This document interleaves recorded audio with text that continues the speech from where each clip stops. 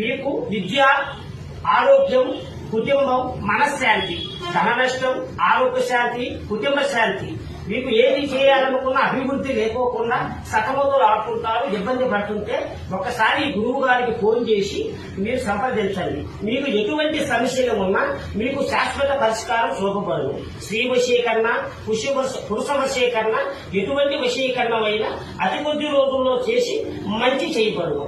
మీరు ఎక్కడెక్కడో జ్యోతిష్యం చెప్పించుకొని నిరాశ చెంది ఉంటే ఒక్కసారి మా జ్యోతిష్యాలకి చేయండి.